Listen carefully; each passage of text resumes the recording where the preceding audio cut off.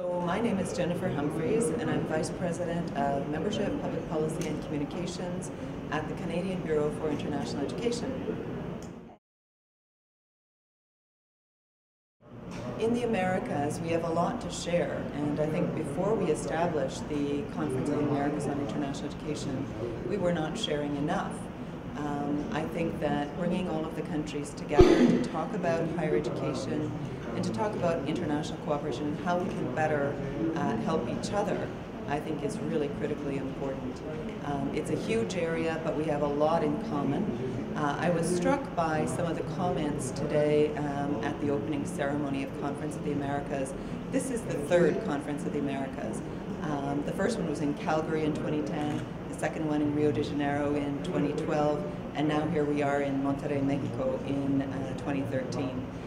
Today, the president of UNAM said it's time for us to work together in higher education to create a highway of knowledge across the Americas.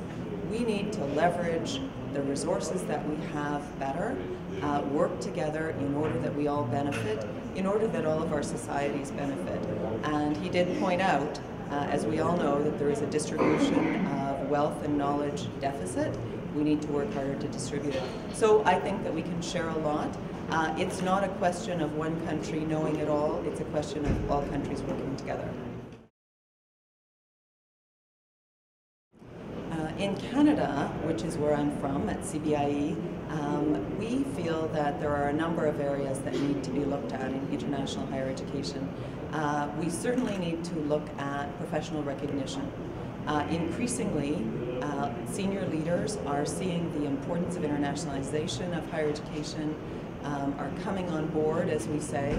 But that being said, a lot of people who work in this area are not recognized as fully as perhaps other people. You know, the higher education area is a very interesting group in the sense that it's faculty members, professors, and other people, administrators. But there are many people in the administration area in international education who are thorough professionals, well-educated, highly educated. Many of them are doctors as well as master's level students and graduates. So we need to really look at ways to recognize them. That's one key area. The other is professional development. Certainly we need to improve on that and look at that in Canada and elsewhere. And we need to look at mobility issues for Canadian students. A lot of Canadian students stay at home. Increasingly there is interest in studying abroad, increasingly interest in language study abroad, but we need to find ways to ensure that they do that. We need to invest in scholarships for them. In fact, recently a panel in Canada said that we needed to have 50,000 awards for study abroad for Canadians, and that's what we're working towards. And we're not there yet, but we're really working towards that. Yes, I think that the development of MOOCs, massive open online courses, is a huge development for international education. It has the prospect of being a real plus, a real advantage. It also has the prospect of submerging the importance of mobility, physically moving and personally meeting people face to face. International education is all about people-to-people exchange, so I think we still have to keep that element of it. I think increasingly we'll see people looking at combination programs. I spoke to a representative last night who said his program has a week on campus, so all of the students meet each other, and then they go away for 6 months and do virtual learning, and then they come back to the campus to meet again. So I think that's critical, that we still have that face-to-face element. In terms of other trends, I think we have to keep in mind that international education is about sharing, it's about academics, it's about enriching knowledge and supporting each other. I think that we also have to keep in mind that higher education is about supporting societies and making a better world.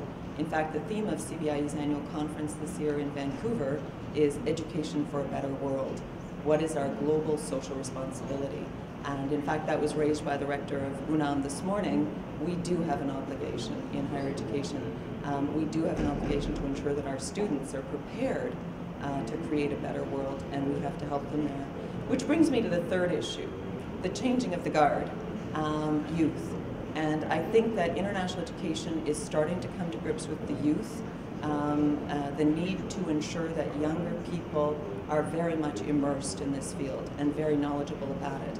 We need to recognize their contributions already, and we need to support and mentor them. This came across very clearly in the excellent women's leaders meeting, which I was at yesterday. This was a prelude to CAEI, to the Conference of the Americas. It drew 180 women leaders from across the Americas and beyond, from China as well. And indeed, the consensus was that we need to work together, and we do need to ensure that our younger leaders are developed and that we bring them along through internationalization.